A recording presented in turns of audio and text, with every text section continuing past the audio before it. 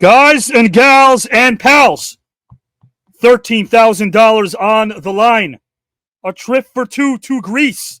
5 days, we're talking. 5 nights, we're talking. Guys and gals and pals, if that intro didn't fillet your soul and get you fired up like a Diego Maradona goal, a shot block by Manute Bol, a Madison Square Garden concert headlined by Billy Joel, and right here a place that is anything but the same old, so take a stroll, because we're as cool as we are hot. Like a multitasking Santa in December getting prepped in the North Pole.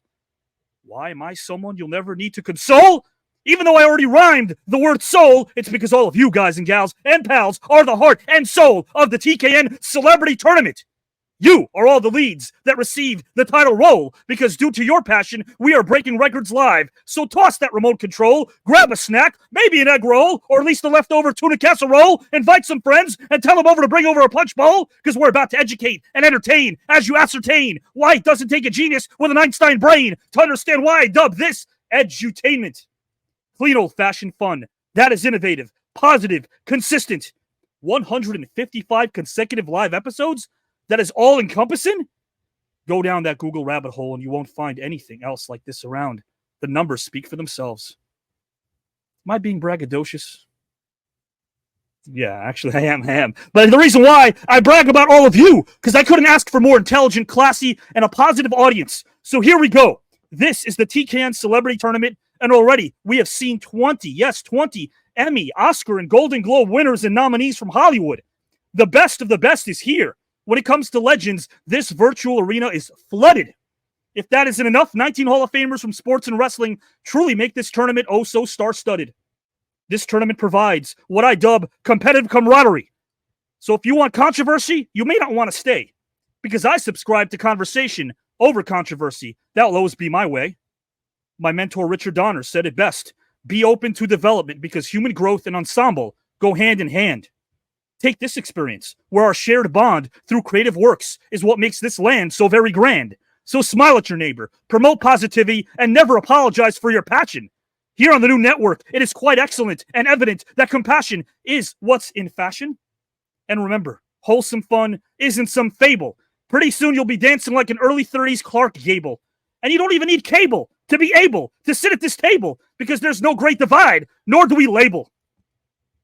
As a former history teacher and current teacher of the craft known as storytelling, I can tell you that I find all of this, our stories, to be the most compelling. As the bard Shakespeare said, to thine own heart be true.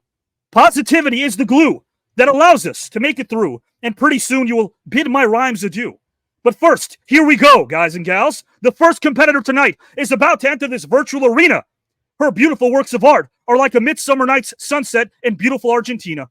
She has presence and range and has been able to make the small and big screen shine. She was incredible, and my first name was Steven circa 1989. She sank her teeth into her role as Dr. Carol on St. Elsewhere. Her heart and way of being is a gift that is absolutely rare. Loved her in Hot to Trot, Sleepwalkers, and Son-in-Law. Her performance in the next film left us all in awe.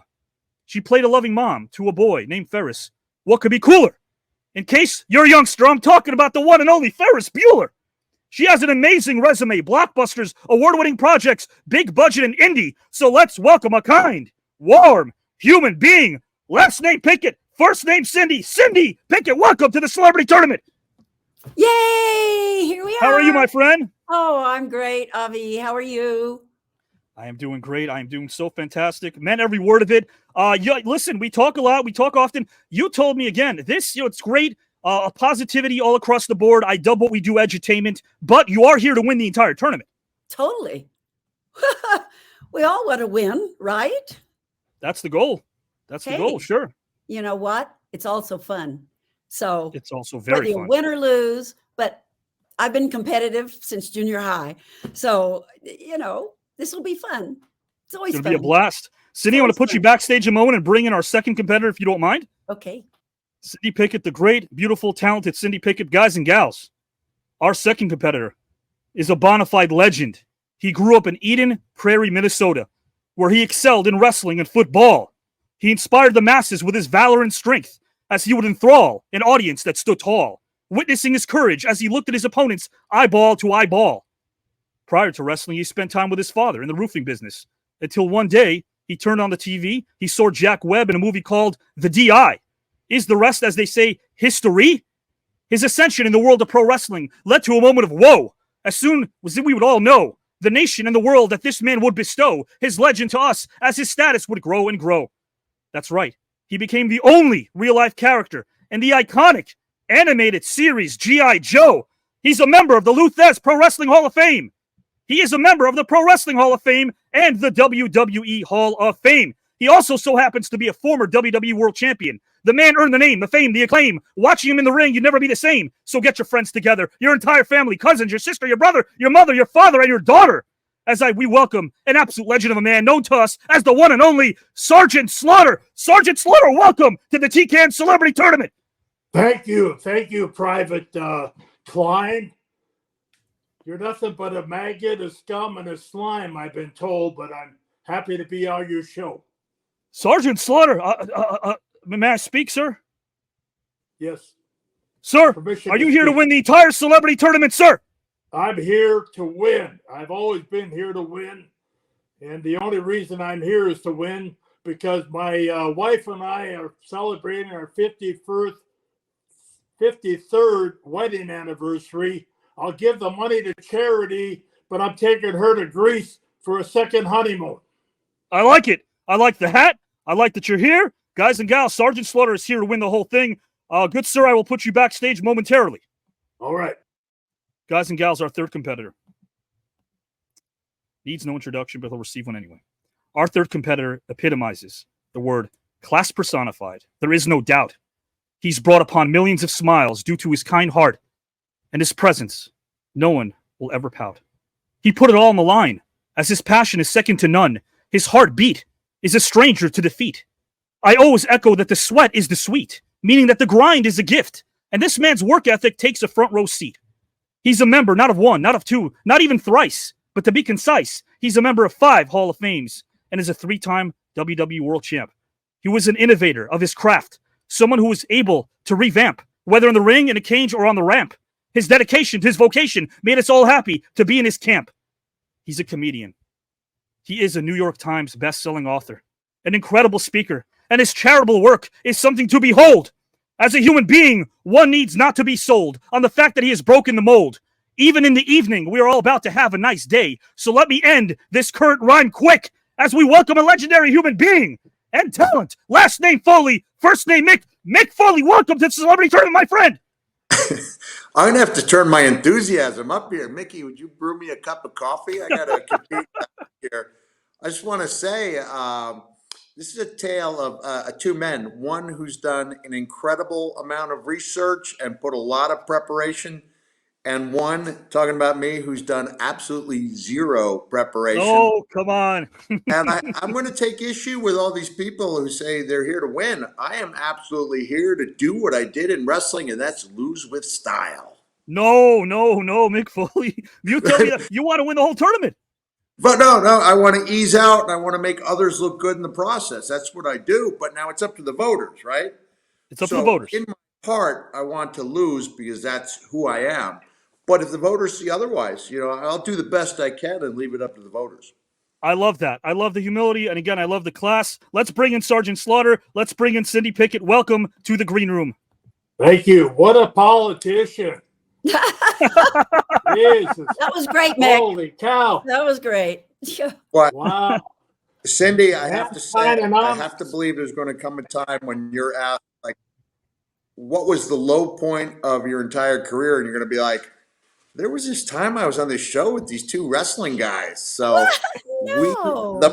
you set the bar really high with saying elsewhere. So we're going to ease it down a few notches right there. Yeah, we apologize.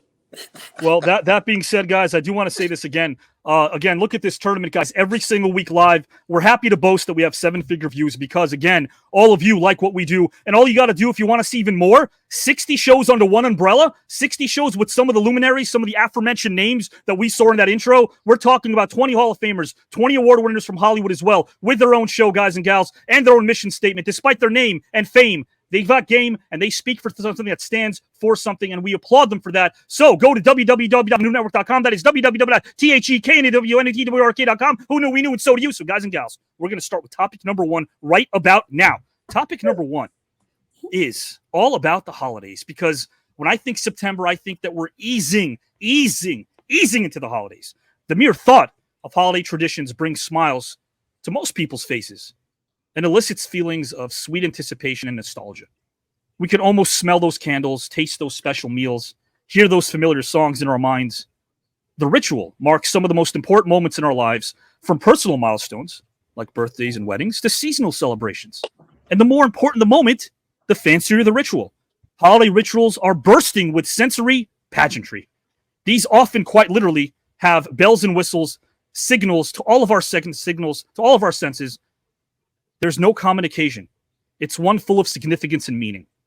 Such sensory exuberance helps create lasting recollections of those occasions and marks them in our memory as special events worth cherishing. So indeed, there are plenty of reasons to value family rituals. Research shows that they can provide various psychological benefits, helping us enjoy ourselves, connect with loved ones, and take a break from the daily grind. That being said, guys and gals, Sergeant Slaughter is going to make a case for New Year's Eve as the greatest holiday of the year. Cindy Pickett will make a case for Christmas, with Halloween as an honorable mention, as the greatest holiday of the year. Mick Foley is going to make a case for Christmas as the greatest holiday of the year. Cindy Pickett will tackle this first. And remember, guys, if Mick or Sergeant Slaughter want to rebut Cindy, if anyone wants to rebut each other when they're going, all they have to do is raise the index finger. I'll pop in and they can rebut. Otherwise, it's uninterrupted. Cindy could go as long as she wants, and when she's done, she'll cue me back in. Cindy Pickett, are you ready to go, my friend? Yep. In a 3, in a 2, in a U. Okay. Oh, hello. Yeah. Well, when I was a little girl, I used to visit my grandparents on a farm in Oklahoma. And it was Loco, Oklahoma. And we swore we saw Santa Claus. When we would have our dinner, we would all go to the back, my 3 cousins, we would all go to the back room. My grandparents, it's so weird looking at yourself. My grandparents' room, which is way in the back of the farmhouse. The floor was slightly like a jar because it was so old. And we look out the window every Christmas Eve, and we swore, and I remember swearing we saw Santa.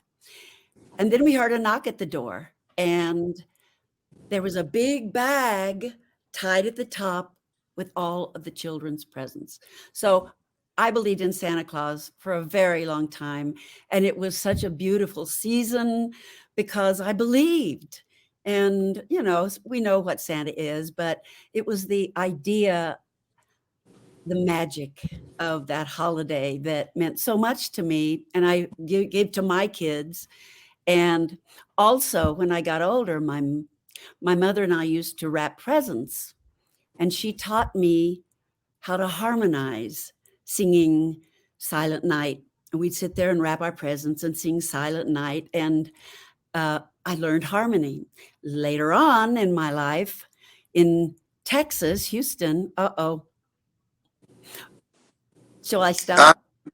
Hold on, Cindy. Yes, I just there's want a to rebuttal interrupt by Mick so I Foley. can Rebuttal by say Mick in Foley. Russell Yes. speak. What? In Russell speak, I'm ready to tap out right now and concede that Yeah. I you had to beautiful get some Christmas Kleenex. poetry I've ever heard. Great. I'm almost through. You can go ahead and take the whole thing. I'll go back over to the Now, bar. Sergeant Slaughter and Mick Foley, is this a tactic? Are we seeing a tactic right now? No, No. I'm coming to a point. Continue on. I just want to say that Continue. I just love wanted Christmas, to tell you, my and I don't heart. think I can state Go my ahead. case Go ahead. nearly as much again. We're rooting for you. I call this positive pandemonium. This is great. Cindy, whenever you are ready. Well, anyway, so later on in Houston, I was in a rock and roll band as a backup singer.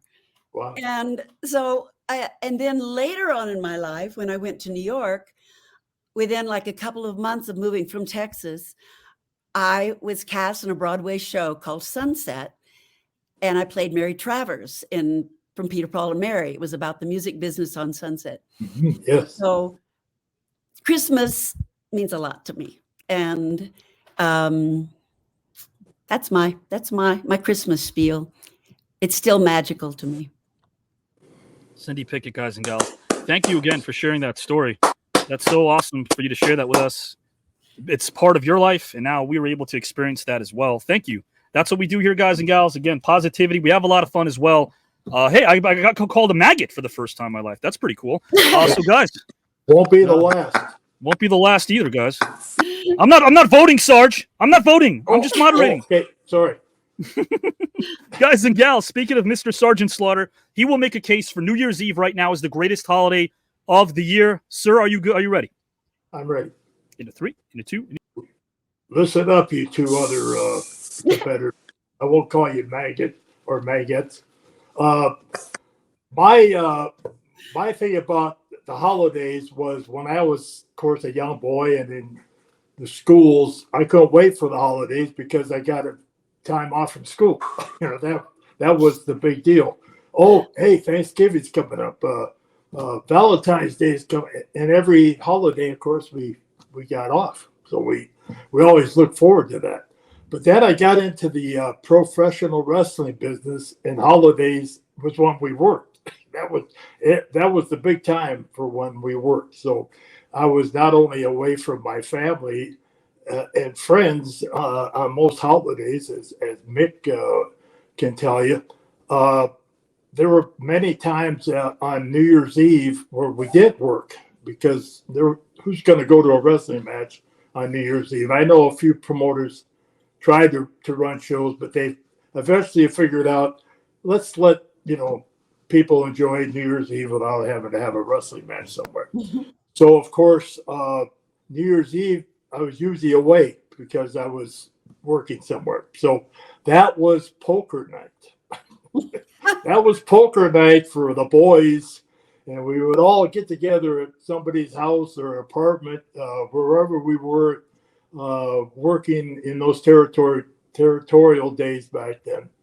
And so New Year's Eve came to be the poker night and the time that we looked forward to. Everybody would get their beer, wine, and somebody would make some hors d'oeuvres, and we'd call out for a pizza, and we would play cards and play poker until about midnight, 1 o'clock. Then we'd take a break, head outside, and have 3-on-3 basketball games to, kind of get a little break. And we would, of course, bet on that also. And so we would haul our butts back up into wherever we were and continue and until 5, 6, 7 o'clock in the morning.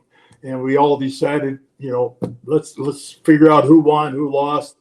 And we would head off to our places to sleep and live and get ready to go to work on New Year's, because New Year's was a big time for professional wrestling and having wrestling matches. So New Year's Eve to me was a time where, even though I was away from my family and friends and away from home, it was the one night that I didn't have to think about them as much because I was so busy trying to win some money from my guys, from the guys that were in the territories where I was working, and try to get a little extra money to send home to mom and the kids.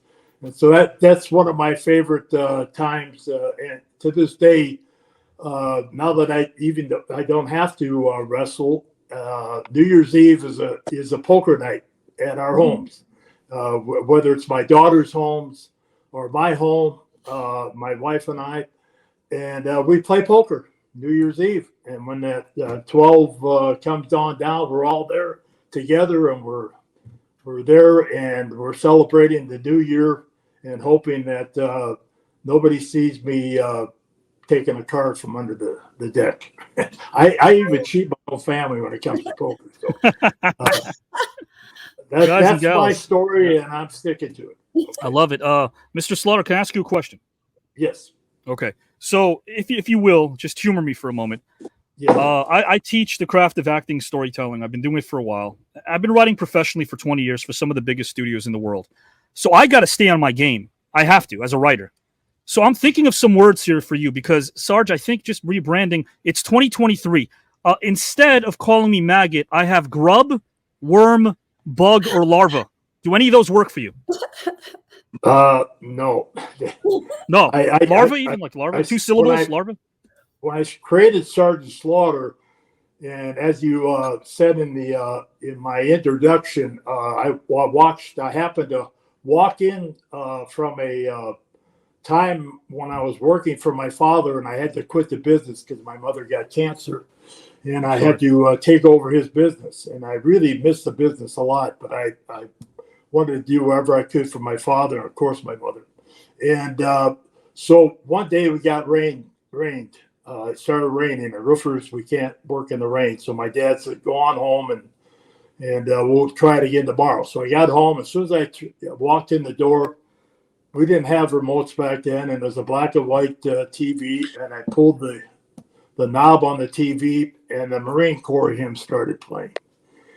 And I started watching it, and it was, of course, black and white, and it was called the DI, and the star of the show was Jack Webb. And I started watching this, and I couldn't stop. And back then, they didn't have commercials in between the movies. And I watched the whole thing. As soon as I got done watching it, I said, what a perfect character as a villain in professional wrestling. So I ran down. Like an evil drill sergeant, kind of, yeah. Yes, the drill instructor. Drill sergeants are Army. Drill instructors are Marines. And so I ran down to the local Army Navy surplus store and got a campaign cover, got a whistle and a riding crop. Sure. They didn't have swagger sticks. You had to earn those. And got some aviator glasses, got home and got an old T-shirt. And my wife came home from work, and I was dressed up as Sergeant Slaughter. And she said, "What are you doing? Halloween's not for a couple of months yet." And I said, "No, this is a new character I thought about for professional wrestling." She said, "Well, you're not in professional wrestling." I said, "Well, maybe one day I will be back again." So I gave her a little bit of the Sergeant Slaughter. And I tried those words that you grub and, caterpillar. You're a caterpillar. Larva, yeah. It just didn't have the same, And of course, Jack Or Webb, syllables too much, yeah. in a movie, couldn't say the words that they say in a real boot camp. So I had to start thinking of names that I could call Mick Foley and Mankind. And so I started coming up with maggots and scums and slimes and pukes, and that's kind of where I got that from. And of course, the next day it rained again, and off we were off again, and I headed down to Vern Gagne's office, who trained me, and I had this great idea for this new professional wrestler villain that I was going to play. And of course, Vern wasn't there, and his partner Wally Carbo said, "Hey, what's going on? How's your mom doing? Hey, everybody's good. How's your dad? Everybody's good." So, what are you doing here? I said, "Well, I got this new character, Sergeant Slaughter, and a Marine drill instructor." Man, Tell you me made about it. So I tried to tell him about it, and he said, "Well, Bob, they've had the GI Joes, and they've had this guy and that guy, and it never really worked." I said, "No, this is the villain. I don't want to be the hero. I want to be the villain." Sure. So I said, "Okay." So I left, and as soon as I got to the elevators, there was Vern Gagne, the guy that trained me, and he said, "Hey, Bob, same thing. How's your mom? How's your dad?" And everybody's good. "What are you doing here?" "Well, I had this new idea for a character. Come on in, show it to me." I said, "Well, Wally said, well, don't always believe what Wally says." So I go in, I wait for him. And finally, he takes all his calls, and he said, "Tell me about this character." So I started doing the Sergeant Slaughter for him. And he stopped, jumped out behind the desk, and took my campaign cover, all my stuff, and started doing Sergeant Slaughter to me because he hated his drill instructor. He was in the Marine Corps. So that's how Sergeant Slaughter was created. You just gave all of our viewers a treat, man, because you took us through. Thank you again for your generosity. That origin story of Sergeant Slaughter. My takeaway was this, though. I love how when you walked in, your mom thought it was a Halloween costume. But guys, Halloween is only Yeah. 2 months away from Christmas. And Mick Foley, transition, by the way, There will we make go. a case for Christmas. What a transition. What a pro. What a Yeah, I'm here to make the case for Christmas, even though I'm wearing a Halloween shirt. pro. There you go. Can you see Halloween it? shirt. I can Oh, totally gotta see it. bring I up like the shirt a lot. There we go. I guess Look at I should have Yeah. talked Because I about was Halloween. at Guys, Mick I was Foley at will a make a case for horror, Christmas is the greatest convention. holiday of all time. And a 3, and a 2, and a U. Cheers. That's right. I just want to point out that Cindy Pickett gave a heartfelt explanation about treasured childhood memories for Christmas. And Sarge said he liked New Year's Eve because he could gamble, drink alcohol, and eat pizza. So we have to debate the. But you're right, Sarge. I remember there was about 5 years running where I worked both Thanksgiving night and Christmas night. But luckily, this was during my time in WCW and then Smoky Mountain Wrestling. So in WCW, we worked the Omni in Atlanta every Christmas night. So I did that for 2 or 3 years running, and then I'd work Smoky Mountain where we'd have to open up the presents in the morning because I had about a 4-hour drive to get to Knoxville. And I think that's why I made it such a point to celebrate Christmas throughout the year. The reason I'm going for Christmas is because it does create those amazing memories that I've, and Sarge, I know you've been there too, because I've seen you at so many different great events for Muscular Dystrophy Association, for Make-A-Wish. And I've had a chance to visit the homes of children who are really going through some tough things. And almost to a child, the photos on the mantle would be with Mickey Mouse and Santa Claus. And I know, as someone who's been portraying a Santa himself, this is only the 3rd year out of 12 that I have not grown out my own beard to Santa length. The last couple of years, I've been using a theatrical beard, but the beard is like the 10th most important thing behind the heart being the main one. And there are people in assisted living facilities who are dealing with dementia and Alzheimer's, who don't remember their children, but they do remember Santa Claus because the memories are just etched in such an indelible way. And I'll tell you that when I'm getting goosebumps thinking about this, because I do a storytelling show where I tell stories from my wrestling career. But when I started out doing this 12 years ago or so, I was trying to be a comic and talk about topical things. And I remember a review came in. It was generally positive review, and it said, the man who used to play to tens of thousands now plays to tens of tens, and that really stung.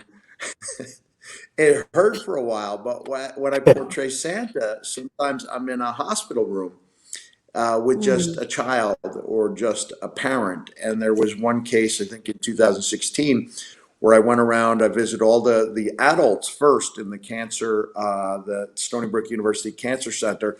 And then I visited the children. And I would say the adults were at least as enthused and joyful to see Santa. And there was this one little boy who was so tired he didn't have a hair on his head from his treatments, and I didn't think he would even remember me when my visit was over. But I looked at his mom, and she had tears streaming down her cheeks because someone cared enough to come in and try to make his day a little nicer. So I said to her, we were just a few days away from Christmas. I said, if you would like a visit on Christmas Eve, please let me know. Christmas Eve came and went. I didn't hear from her. I had a wonderful Christmas Eve. I did some nice Christmas Eve visits. But on Christmas Day, I was wishing I could have heard from this family. So I reached out to the woman in front of Child Life, and she said, well, Brandon he just left the hospital today. I said, see if his mom would like a visit. And she got back and she said, well, we would love one, but it's Christmas Day. I don't want to make away his family. And this is one of those moments where I probably sounded borderline psychotic because I write back, tell Brandon's mom the there is no place I would rather be than his home on Christmas night. Made it over there Christmas night. Aw. And Sarge, I'm telling you, if I had a list of top 10 performances I've ever delivered, this one was it was in the top 10. We in wrestling find that the portrayals are most effective when you essentially stop playing a character and you kind of become that character. Right. And on that night in that little boy's house, I felt like I was that. I felt like I didn't feel like I was playing Santa. I Right. felt like I was Felt you were. Santa. Fast forward 6 years, his parents finally tell him, they come clean about Santa and they go, and they But tell him the story.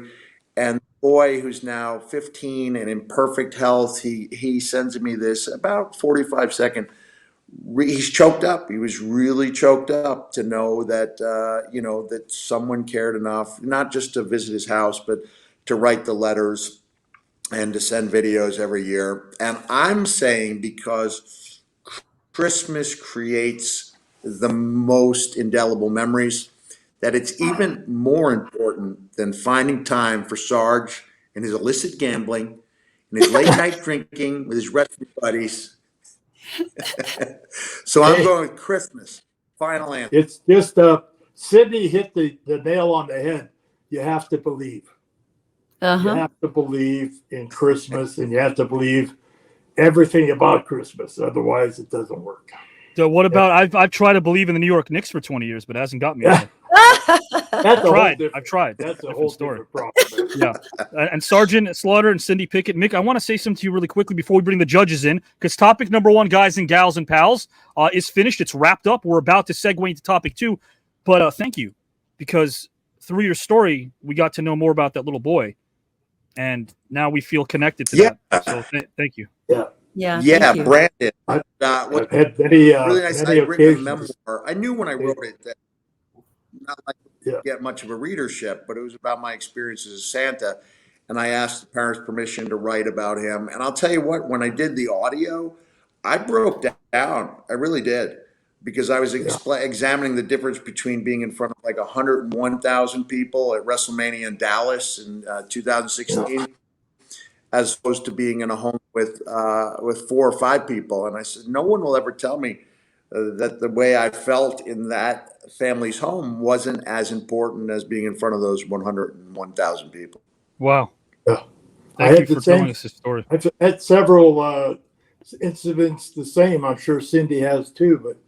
But a family came to me and asked me if I would come visit their son. He had cancer, terminal cancer. And so I had a camouflage limo at that time, and I had a police escort. Yeah, I remember that. In Connecticut. And went up to his house, and I saw him looking through the curtains, and I walked in, and he was just beside himself. And I felt so bad because he didn't have long to live. And his father said, take him into your bedroom and show him your walls. So I walked in there, it was all Sergeant Slaughter. So after the visit, I said to his parents, That's great. asked the important questions. Can I interrupt a second? Yeah. Mick Foley, sure. Sarge, have you ever heard the Kevin Smith story about you?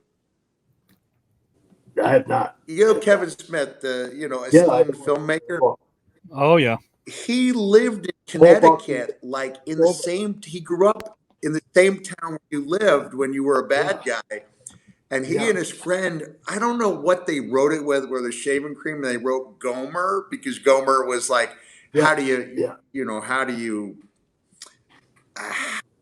insult somebody who represents the military other than say Gomer, Gomer Pyle, USMC. Right.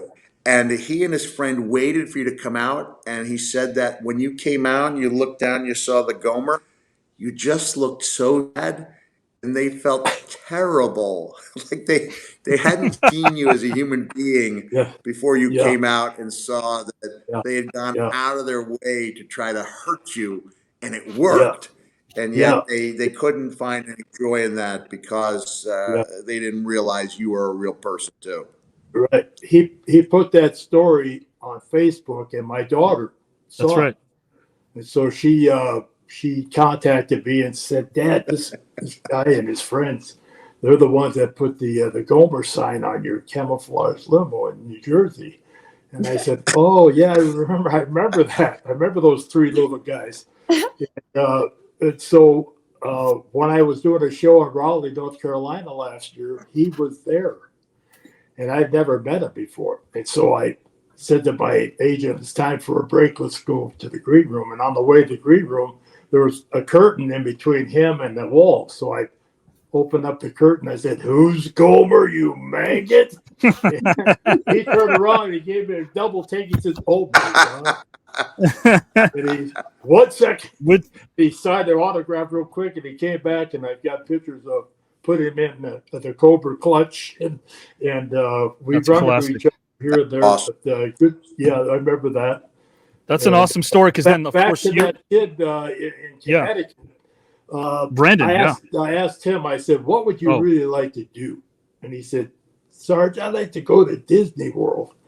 And I said, Disney World? Yeah. So as I'm leaving, I asked his mom and dad, are you guys able to go to Disney World? Yeah. So I contacted someone at the WWE and said, I want to pay for this family to go to Disney World because I have some friends there. And so we went down there. We were in Mickey's parade. He was dressed all in camouflage, and I had my outfit on. And we walked in Mickey's parade, and we had the time. That's really nice. 3 days, and I had to finally head back to work. And about I guess 6, 7, 8 years later, I can't remember. Time goes so fast in our business, but I'm doing an autograph session. And this man comes by and he said, would you sign that for Chris? And I said, yeah, Chris. Are you Chris? He goes, no, that's my son's name. I said, and I went, oh, yeah. And we started talking about it. And I said, wow, I'm so sorry I didn't keep in touch with you. And how did it go? And he goes, well, it went actually pretty well. I said, oh, I'm glad to hear that. He said, yeah, right, Chris? Wow. And what? Chris, who had terminal cancer, he beat it. Went to the doctor 2 weeks after the trip to Disney World, and the doctor said, it's a miracle. He beat it. He didn't have it.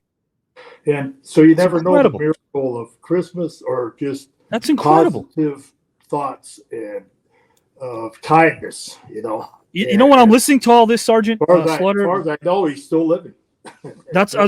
This story that you just told us right now. Well, both of you made a difference in children's lives, and they both survived. So, that's pretty. Well, sometimes, like you brought this up, but as artists, we don't know if they're vicariously living through characters that inspire them. And then when they get a chance to shake their hand and hear from their heroes that they're going to make it, they're going to be fine, they can put a smile on their face. To know that you have that much power, I have all the utmost respect for all three of you. I had an opposite story. Now we're moving on to round number 2. I met a young writer who once asked me, are you the guy that wrote After the Life? I said, yes. And then he threw his lunch at me. So that's the opposite. It went the other way. It went the other way is what I'm saying. It went the other way. Oh. All right, topic. I didn't inspire. They already you. Voted because I'm having some more wine.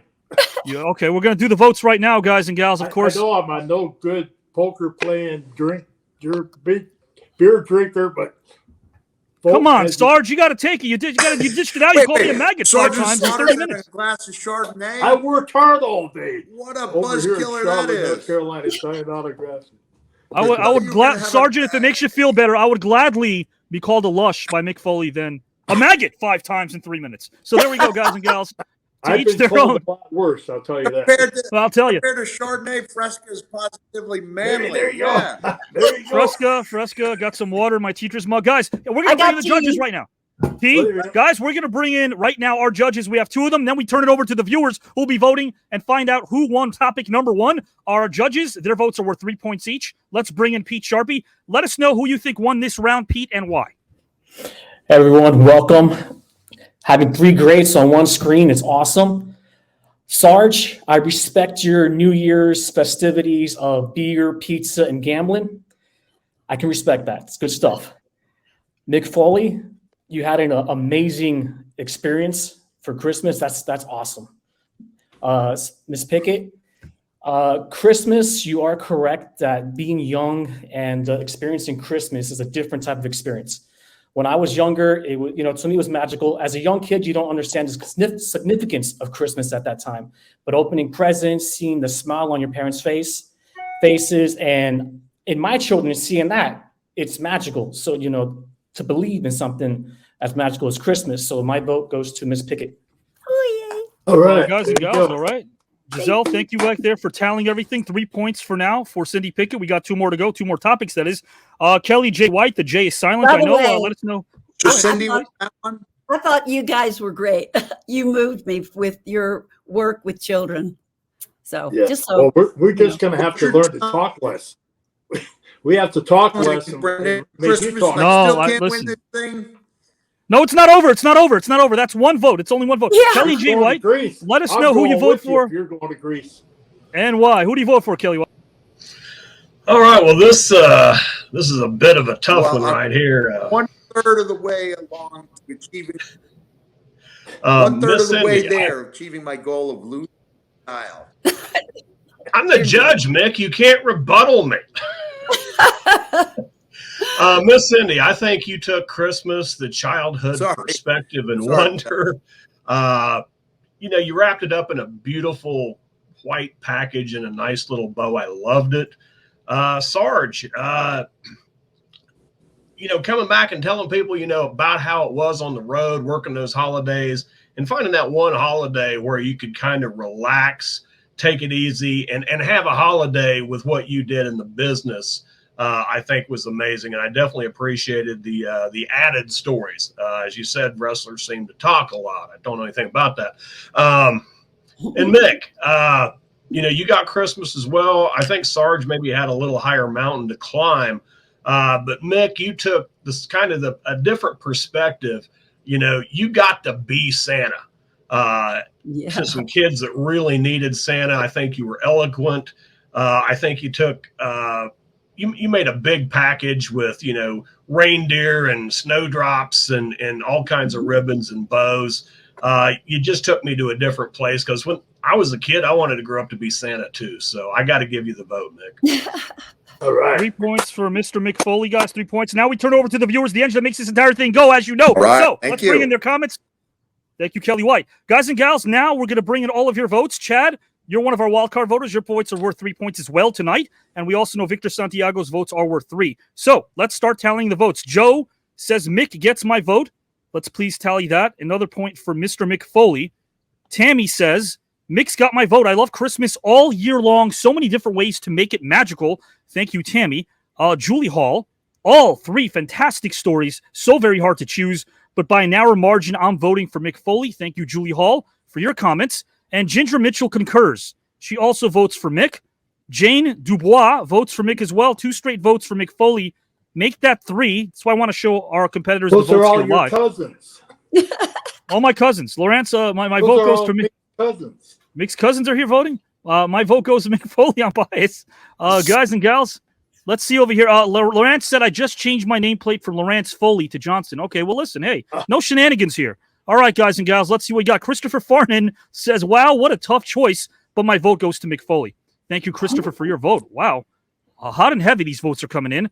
All trickling down the pike here live. We do this live, guys. 155 episodes like this live. Guess what? Nothing else out there like that. I already told you my goal. Distribution all the way. That's what we're going to do over here. Keep the comments coming. Let's keep innovation on a roll. Mel Red says, all 3 made judging very hard. I guess too hard to vote. Vote. Let us know who you voted for, Mel. Come on. Let's go ahead and vote. Who else? Gus Anselmo. If I vote for anyone but Mick Foley, it wouldn't be me. The unbiased reason is that he inspires me to enjoy Christmas for the love of my family moments. Awesome comments from you viewers. Awesome comments. Thank you. Mick Foley gets a vote as well. Kayla Rogers says Mick Foley, I think. I think Mick Foley. I Are you going to think. count this? I think. Therefore, I know. So, okay, that's fine. I'll count it as a vote. You Sure. did such a great you job. swept, dude. I'm trying to see what we got here. Let's see, guys. We're tallying things up. Randy says Mick Foley has my vote. Okay. More votes coming down the pike. Let's see what we have here. This is only topic number 1. We're going to move over to topic number 2 momentarily, doing this live. So, guys and gals, if I miss your votes, again, we're getting 7-figure views here, 53 different pages. If I miss your vote, give me a break. I'll do my best. Bubba Brewer says, this topic was great. All 3 did great, but Mick doing Santa and achieving a kid's dream, I vote for Mick. Thank you, Bubba Brewer. Sheila says, I vote for Mick. Eva says, I vote Cindy Pickett. Cindy gets a vote from Eva. Okay. Wow. Lawrence D. Meza says, Mick. Okay. Gotcha. Bang, bang. Hard to. Let's see what else we got over here. Larry Stryker says, Mick gets my vote. And Michaela says, MC. MC gets your vote? MC who? Yes. MC Mick got your vote. Okay. All right. I think that's that it. meant Mick. I think so. I think you're right. Larry Stryker says Mr. Foley. Okay. And Kate Hart concurs. I vote for Mick Foley. Chad, your votes are worth 3. Cindy had my vote until Mick hits us with that heartfelt story. I vote for Mick. 3 points there. Lester Cook does vote for Cindy. Remember, guys, in this triple threat, 2 out of 3 advance to round 2. 2 out of 3 advance, as always. Beverly says Mick Foley for me. Thank you very much. Got a message from Mr. Mark Henry. I'll read that later. Jester says, Mick gets my vote. Have a nice day. So that's another vote for Mick Foley. Staying on brand and voting at the same time, Jester. Alexander says 1 vote for Mick and a bonus vote for Mr. Sacco. Okay, Alexander Garcia. All right there. Is that a vote and a half? No, Wayne Chatelaine says, there we Mr. Sacco. Mr. Sacco. My vote is for Cindy Pickett. Okay. Victor says, my vote for this round is going to Mick. The story about Brandon. Yes, it's amazing. We got to know Brandon through Mick, so thank you for that, Mick. And we also got to know a special young boy who's now a man, thanks to Sergeant Slaughter, who's still with us, and Cindy Pickett, who inspires the masses as well with her heart. Thank you so much. Guys, I'm going to count this thing down. Rock Richards says he votes for Cindy Pickett. Okay, it's another late-minute vote. And Orlando says, Mick Foley is my all-time favorite pro wrestler. Much respect. Is that a vote? Let's see. Okay. I don't know if that's a vote or not. All right, guys, 10, 9, 8, 7, 6, 5, 4, 3, 2, 1. After round number 1, Mick Foley has 27 points. Cindy Pickett with 7. We're going to move on to round number 2 right now. It's still a long way to go here. Okay, guys, topic number 2. This is actually a topic that's near and dear to my heart. This is most underrated music albums, because music albums are art pieces. Hence, they have the potential to instill mixed feelings. There's no denying when you're producing music from the masses, and you identify with your music, it becomes so iconic that drifting an inch to the left will raise mixed feelings in your audience. Some albums fell a little too far from the tree. But what about those great albums that seem to fall through the cracks? Some of the greatest albums fly by without you even noticing it. Then again, some of the fans might not have been ready for these albums when they came out, which made them either get panned across the board or ignored entirely, depending on how they sounded. So with years of hindsight, there are albums that were the real game changers in the rock world and other worlds and other genres of music that showed their respective acts moving into uncharted territory. Some might call the following fan favorites or maybe hidden gems. Some might be soundtracks. They certainly deserve to be on the level as true classics. So guys and gals, we're going to start things off right now with Mr. Foley, as he'll make a case for Tom Petty's Long After Dark as the most underrated music album of all time. Once he's finished, we're going to kick it over to Cindy Pickett, who will make a case for Ferris Bueller's Day Off soundtrack as the most underrated music album of all time. And then Sergeant Slaughter will make a case for Eddie and the Cruisers, that soundtrack, as the most underrated music album of all time. Mr. Foley, are you ready to go, sir? In a 3, in a 2, in a U. I am ready to state my case for Long After Dark. This is underappreciated, I think, mainly by Tom Petty himself. I was watching a great documentary. It was like a 3.5-hour long documentary about the history of Tom Petty and the Heartbreakers. And there was a lot of time put into the first 2 albums before he really hit it big with Damn the Torpedoes. And then I believe the next album was Hard Promises. And when it got to Long After Dark, Tom said it felt like he was going through the motions. And I was like, but I love that album. And it was one of those albums where even in, I had it on vinyl and then later had it on CD, but there was not a single song that I would skip. The big hit on it was You Got Lucky, which was a very different type of Tom Petty and the Heartbreakers song, but I just loved it. To me, it was like a murderer's row of great licks. Like I don't think it was Mike Campbell's fanciest guitar work, but some of the opening riffs for like not One Story Town so much, but let me see if I can find the song list here. Straight Into Darkness is such a wonderful, heartbreaking. So to me, it's a heartbreaking song, and it kind of stands up there. It's in the middle of the three sad, to me, the saddest Tom Petty love songs. One is Woman in Love from Hard Promises. This one is Straight into Darkness. And then The Best of Everything from Southern Accents, that kind of allows him to appreciate a long lost love before Facebook and all that made it ridiculously easy to get in touch with people. He's just reminiscing about someone and wishing them the best of everything. But I thought this was really solid from A to Z. One of my favorite albums, maybe forgotten by most people, but to me, it holds up really well. I looked at some of the reviews, the idea that a couple of magazines gave it 1 star. I just felt like it was really well done. Jimmy Iovine, who produced Damn the Torpedoes, and whose friend Jamie I'm friends with. Jimmy went on to make far more money with Beats speakers than he ever made as a music producer. But this is, to me, right up there with his finest albums. And that's why I pick Long After Dark by Tom Petty and the Heartbreakers as my most underrated album. And guys and gals, Long After Dark, we're going to remember this night because this has already been quite the get-together of Cindy Pickett, Mick Foley, Sergeant Slaughter, and of course, all of you, the engine that makes this thing go. Cindy Pickett now will make a case, guys and gals and pals, for Ferris Bueller's Day Off soundtrack as the most underrated album of all time. To Cindy Pickett, are you ready, my friend? I'm ready. 3 and a 2. I don't have much to say about it except that it is one of the greatest soundtracks of any film, modern film. All of John Hughes' films had these great soundtracks, but the Ferris Bueller soundtrack never came out as an album, but it was rated one of the 10 best soundtrack albums from the 80s. And I just think that it should have come out, and I never heard the story why it didn't. But anyway, so I am making a case for it being the most underrated album, at least of the 80s. Did you agree, Mick? Did you watch Ferris Bueller? Wasn't it wonderful, the album? Yeah. Well, yeah, I love Ferris Bueller's Day Off. I mean, it was a great feel-good soundtrack. But right now I've got Matthew Broderick singing Dankeschön in my Exactly. in my brain. Dankeschön. And But I would have to go back and look. Even in the closing credits. I would have to even look in at the closing it track credits. by track, but I think you could make the case that without the great soundtrack, the movie itself wouldn't be as beloved as it is. absolutely. And it certainly was one of the cornerstones of 1980 cinema. Yep. Love that. Guys and That's gals, the again. story.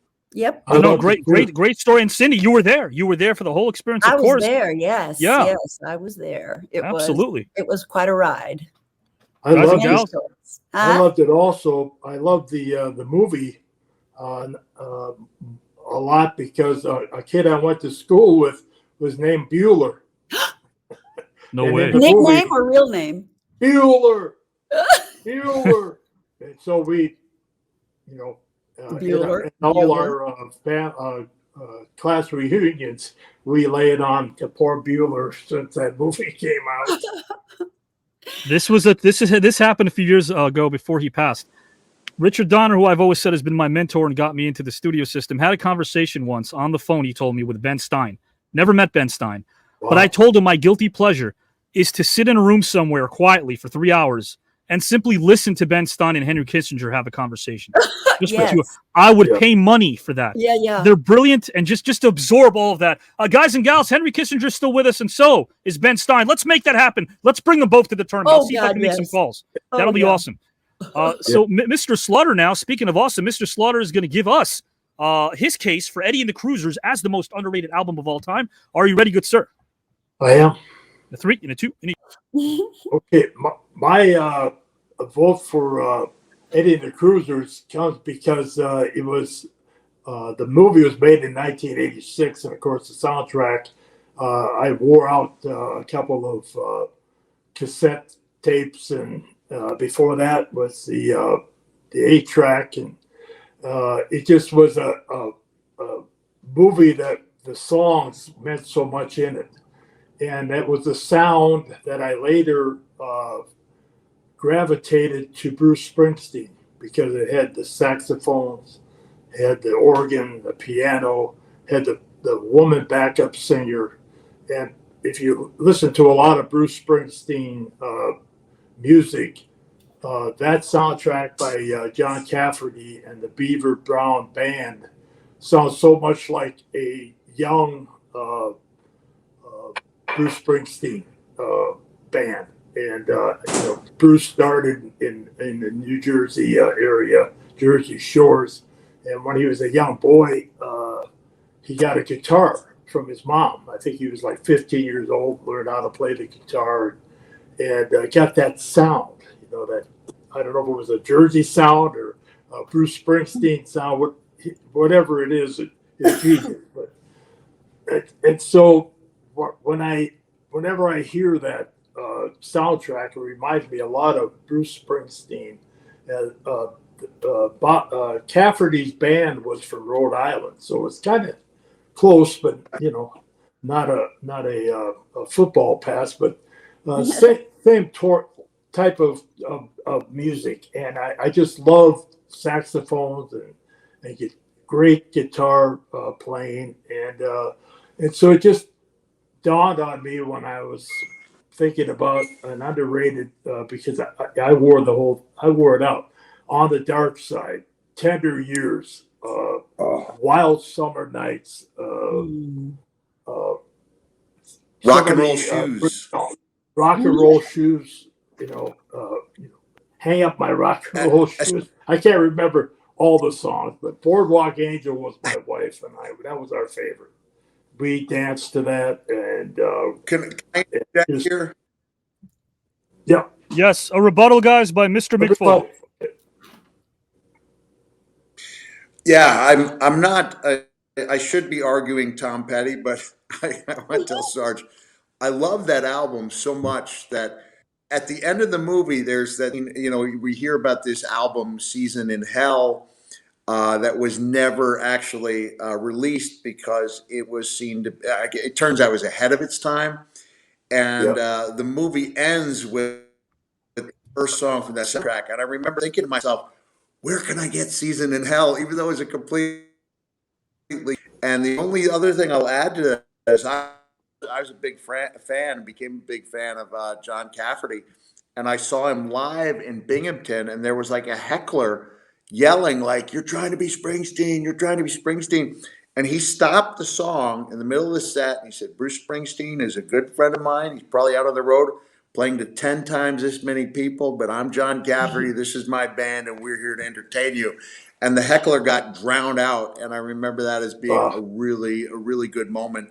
And there's that the first movie I ever saw Tom Berenger in, there's that great thing where he's putting lyrics together. He does that really warbling version of The Dark Side. And the band members are cracking up. Ray's like, "Wait a second, we got something here." And he comes in with the little keyboard, and then long, tall Sally comes in with the bass line. And you see the song coming around, almost like the way they did it in Walk the Line with Johnny Cash and Folsom Rhythm Blues, although they did it 30 years earlier than that, or 25 years earlier. I'd say that's a really good selection, Sarge. Really good. Solid. Absolutely. Very solid. Without question, yeah. And you brought up, again, some great songs by Cafferty.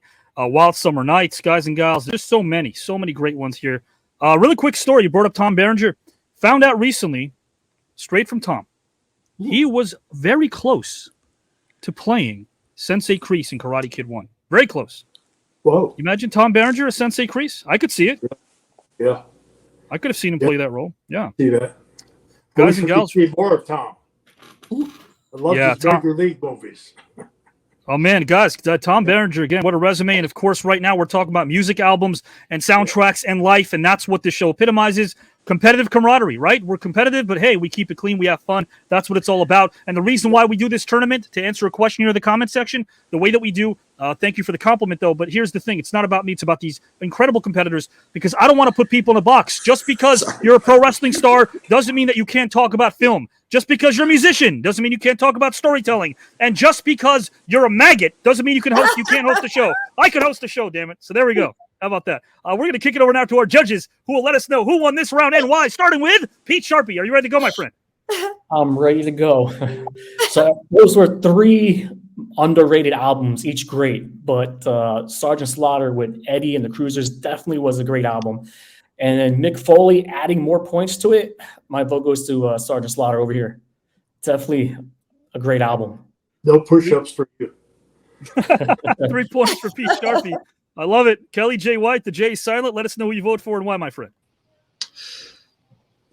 The J's not actually silent, just so everybody knows. Go ahead and make your shake, buddy. So another great round, guys. Yeah, this was a tough one. Cindy, I think you made a great play for the soundtrack for Ferris Bueller's Day Off. That is an iconic classic movie. Mick, you did your homework on Tom Petty and the Heartbreakers, but so did Sarge with the Eddie and the Cruisers story. And unfortunately, Mick, you tagged in and helped him out. So I've got to give my 3 points to Sarge. Oh, thank you. No push-ups for you. No push-ups for Mr. Kelly J. White. Thank you for your points as well and your votes. 3 points now for Mr. Slaughter. 3 and 3, that's 6. So right now we turn it over to our viewers, the engine that makes this thing go, and then we're out of here after one last topic, guys. We'll find out which to advance to round number 2. Where again, look, at the end of the day, this is a star-studded field. We've got the Oscar winners. We've got the Emmy Award winners. We've got Grammy Award winners. We've got Hall of Famers from sports, wrestling across the board. This is a competitive field indeed. So let's bring it over to our viewers now, who start voting one at a time. We have our first vote for Patrick. He says he votes for Eddie and the Cruisers. Okay, that's fine. Eddie and the Cruisers. That is a vote for Sergeant Slaughter. Sure. Another point for Mr. Slaughter. We have Phil Donahue says, I vote for Mick Foley. Thank you, Phil. Appreciate that. All right. More votes coming down the pike here live. All right. We have another vote here from Bubba Brewer. Yes, another debate round. Tough debate round. Rock Richards says, vote for Mick. I vote for Mick. Okay, got that, Rock. 2.2 thousand comments on my page alone. Thank you so much for that, guys. We appreciate all of your love. Awesome, awesome, awesome. Round number 2, Lawrence says goes to Cindy. Round number 2 goes to Cindy, according to Lawrence. Thank you, Lawrence, for your vote. All right. We have more votes here before we move on to round number 2. Cecilia, well, nice comment here. I'm so glad I got on. Oh, my God, Mick has always been my favorite wrestler. Thank you, Cecilia, for that beautiful comment. Awesome, awesome. Positive viewers here. We love you all. All right, we have more. Let's see. This is for, I believe this is one for Mick Foley here. I'm trying to pull up all your comments here in real time, guys and gals. Tammy says, I vote Sergeant Slaughter. Got that vote. Okay, thank you, Tammy. Bubba Brewer says, another great topic. Mick and Cindy were good on this topic, but this time going with the Sergeant. Truly underrated album. Thank you, Bubba Brewer, for your vote as well. Chad, with his 3 points, says, this was another hard one to pick, but I'm going with a lovely Cindy Pickett this round. Thank you, Chad, for your vote as well. Christy says, Sergeant Slaughter got me this time, so Christy votes for Sergeant Slaughter, while Jane Dubois votes for Mick on this one. Okay, Jane, keep commenting because I love pronouncing your last name. It's just beautiful. Dubois. I love Dubois. Victor Santiago says, my vote for round 2 goes to Sergeant Slaughter. 3 points. Another wildcard voter. Thank you, Victor Santiago, for your points as well. We have Cecilia. I just got on. I missed it, but we need Mick Foley back. He's here. He's already here. Dakota Benson says, Mick won me over. Let's see who this goes to. Oh, man, there's so many comments here. I cannot read them all, guys. I'm going to do this about maybe 2 minutes worth of comments, and then I will segue into the third topic. So, Howard Collado says, I vote for Sergeant Slaughter. Overall, solid arguments. The Horn argument and its relationship to Bruce was a nice touch. Indeed. Thank you, Howard. Social Media Phoenix votes for Cindy. Thank you, SMP. We appreciate that. We have more votes. Wowza, indeed. Wowza, browza. Lester Cook says he votes for Mick Foley. Okay, thank you. Votes for Mick. That is his pick. And Sheila votes for Sergeant Slaughter. Thank you so much. Julie Red votes for Mick Foley, while Fiona votes for Cindy Pickett. And Dakota says, Mick won me over again. Hard choice, but I'm a sucker for Tom. So Dakota Benson, thank you for voting. You vote for Mick Foley. I believe that's it, guys. I'm going to try to see if there's anything that I missed, but I cannot get all of them here. I'm going to start counting this thing down right now. Gus, I did not get yours. If you want to put it in again real quick, type it in real quick so I can count it, because we have to move on to the third and final topic to find out who advances to round number 2 of this star-studded tournament. Okay, guys, 10, 9, 8, 7. Alex votes for Sergeant Slaughter. And John Red concurs and also votes for Sergeant Slaughter. Gus votes for Mick Foley. Thank you, Gus. And Jeff says, my vote goes to Sarge. Cobra clutching the competition on this one. Jeff Reeder. Okay, gotcha. You saved yourself from a Cobra clutch, Jeff. So good vote. There you go.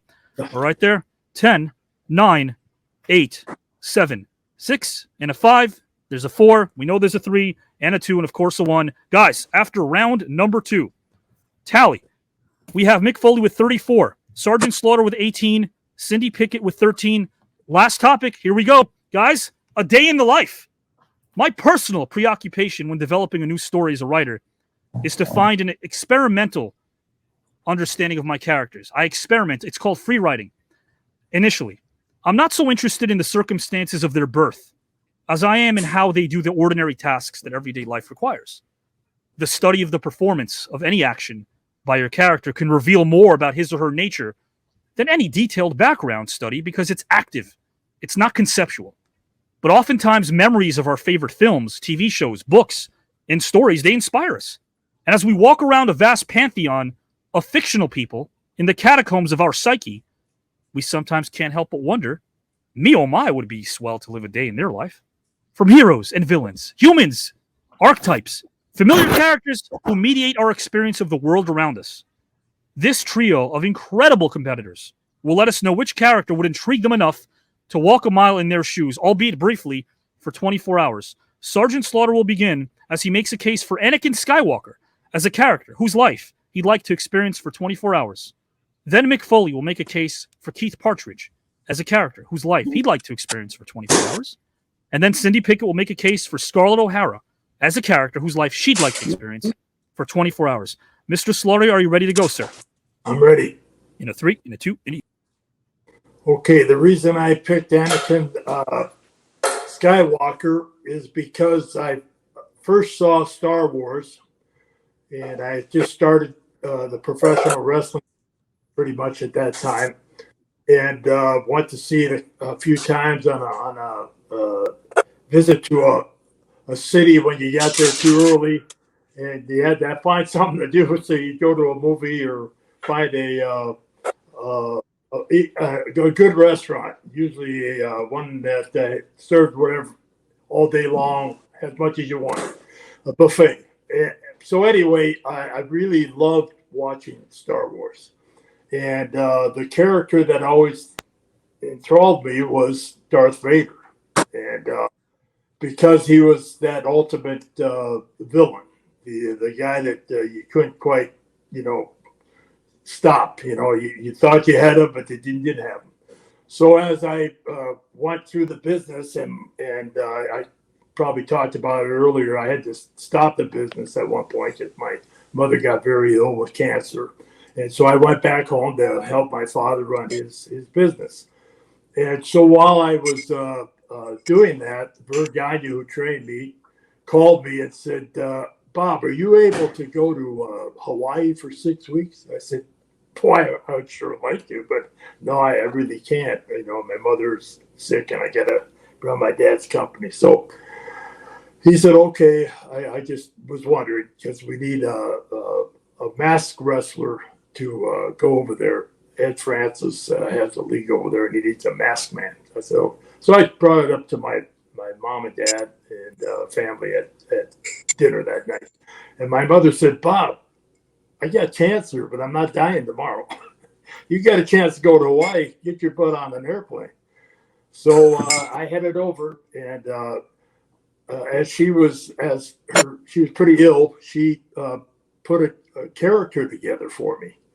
And I never wore a mask before, so we had to measure my head, and I get a big head, and in more ways than one. And so I just decided they wanted me to be the executioner, the masked executioner. So I just thought of the mean guy. So my mother makes me this robe, and it's black velvet, and she puts I put the hood. It was a hooded black robe, and I put the hood over my black mask with a shiny face, and she put just a bead of diamonds, not real diamonds, but the cut glass, and the sleeves hung open like that. And when I held my arms up, I really looked pretty scary. So I go over there and I do that. I come back, Vergagna says, "What's this? I hear you're the greatest masked man of all time." And I said, "Well, I know about that." He said, "Well, if Ed Francis says you're the greatest masked man of all time, you're the greatest masked man."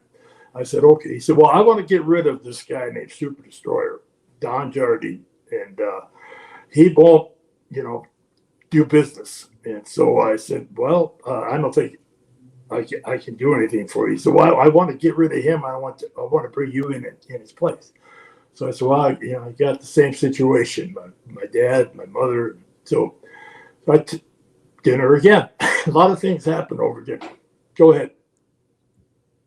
Mick Foley with a rebuttal. My son Mickey's going to be blending a shake. So if you hear a loud noise, he's been holding off for a while. So go ahead, buddy. You got to plug it in first. Okay. This is Mickey. Tomorrow is Mickey's final day at Clark's Bears in Lincoln, New Hampshire. Been around for 95 years. We've had an amazing summer up here in the mountains of New Hampshire. And I've been he does this thing where he comes home and he goes, "Oh boy, I'd really like to have a smoothie, but I'm so tired." And then I go, "Would you like me to make me one?" He goes, "You do that for me?" It's like every day he knows I'm going to say, "Would you like me to make you one?" But now he's making one for himself. Go ahead, buddy. That is awesome. And after Sarge finishes, guys, all right, we're going to ask him what flavor smoothie it is, what flavor it is, what flavor smoothie. The world does need to know. I'm guessing banana, maybe, or vanilla. I think we're done. Okay. I think so. Okay. Guys and gals, we'll find out again the flavor of the smoothie momentarily. Sarge, take it away. Okay. So have dinner again with my mom and dad and a few family members again. And I bring up the fact that Vern Gagne wants me to start wrestling. And my dad said, "Well, if you can, do these things and get back and run the company, I'm okay." My mother said, again, "I'm not dying tomorrow." Like, okay, well. So I called Vern up and he said, "Bob, I've got a 8-passenger plane. We don't wrestle every night. And if I can get you back every night that you have to be back, you do it?" I said, "Yeah, I'll do it." So I go to my first matches in Winnipeg, Canada. And as they all say, it was sold out to the rafters. I'm taking somebody's place that sold out the place. So I'm in a 6-man tag match. My partners are not Matsu. The guy from gosh, what was his name? Gorilla Monsoon, and Nick Bockwinkel with our manager Bobby Heenan and Super Destroyer's manager Lord Alfred Hayes. We're taking on Vern Gagne, Billy Robinson, and Mad Dog Vachon in Winnipeg, Canada. So I come into the locker room, have a bag over my head. I don't know. First time at this place and working for the AWA. So I come in and finally Vern Gagne comes in and he says, "Alfred, this is Bob Remus. He's going to take Don Jardine's spot. Don's done. He's fired. So we need to come up with a name. Everybody's going to know it's not the same guy." So Alfred Hayes speaks perfect English and he goes, "Oh my, that could be a problem." And he said, "How about Super Destroyer Mark II? Very English." Vern said, "Yeah, I like that." "Well, where's he going to be from?" "How about the Isle of Gibraltar?" "Well, yeah, the Isle. Yeah, I like that. I like the sound of that." Okay. And so now I don't know the politics of the business. And so everybody both sides of the locker room hate me because I'm taking away. I just got a guy fired who is like the Steve Austin of our day. He didn't take anything from anybody. It didn't matter who it was. The guy who was wrestling, to the referee, to the management, to the owners, to the CEO. He didn't care about it. So there I am, young kid with a mask on, and nobody likes me.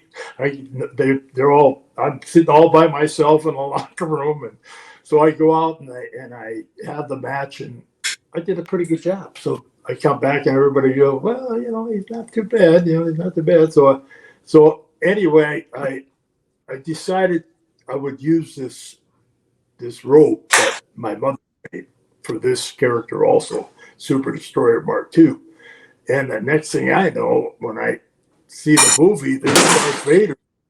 That looks just like my character. Like it was instant heat. I mean, I had people wanting to kill me, thinking I'm Darth Vader now because I just got this look of Darth Vader.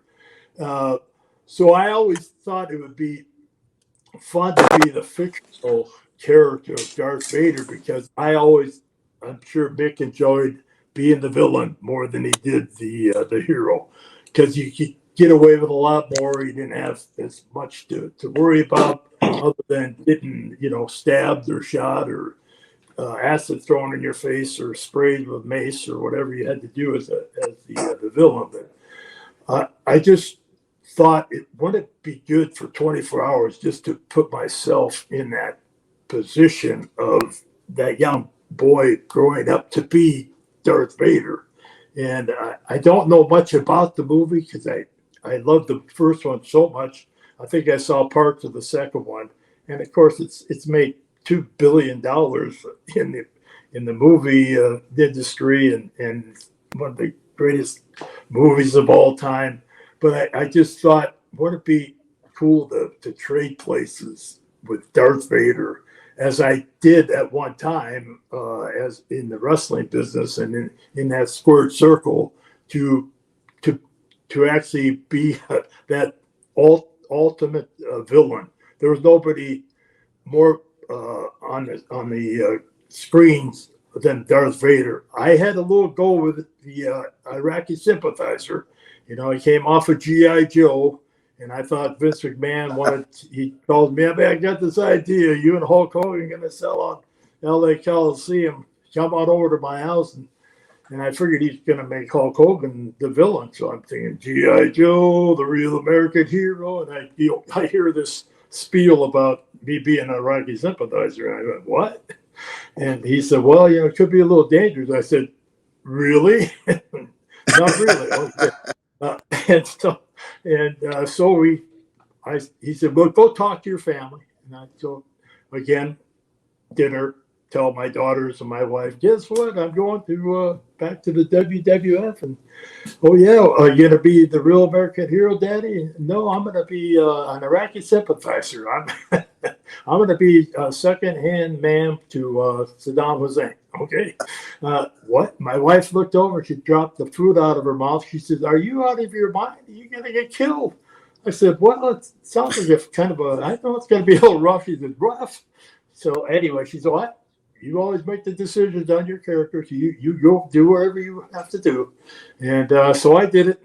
And I don't know if there's anybody in the business. I know Mick had a rough time, but I had armed guards around my house 24/7 for a few months. And when I flew to a town, I didn't go into the airport.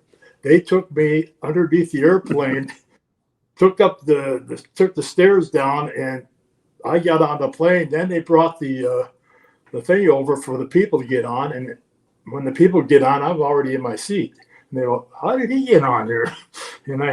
So then as soon as we landed, wherever we were, same thing. They all got off the plane. They pulled the tarmac back. Steps went down. I got into another entourage, went to the hotel in the arena. But those were some rough times. But I can't imagine anybody having it any rougher than Darth Vader. I'm sure a lot of moviegoers didn't like him at all, and the way they worked all around and I definitely gonna one day sit down and watch all of them. Huh. Like, well, I don't want to give you a spoiler, Mr. Slaughter, but hey, at the end, this is a wrestling term. There's quite a heel to face turn at the end with Darth Oh, Vader. there is. He turns Oh. face. He turns face. I Okay. won't spoil it for you. All right. But again, that is an amazing, and you were able to interweave all this stuff into your pro wrestling career as it Yeah. pertains to this topic, and that's pretty incredible. And guys and Yeah. gals, we're gonna move on right now over to Mr. Mick Foley, who will make a case for Keith Partridge as a character whose life he'd like to experience for 24 hours. Mr. Foley, are you ready? Yeah. What a I'm politician. ready. And I'm wearing my Partridge Family shirt. The Partridge Family shirt. Wow, man. There's A visual aid by Mick Foley. A visual aid, 3 I- and a 2 and a U.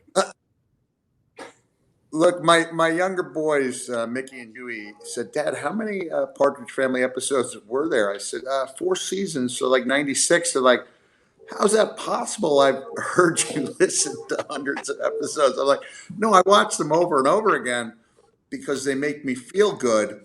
I would like to be Keith, because not David Cassidy. David Cassidy had a fame that was, he became a prisoner of his own fame, couldn't even leave his hotel room.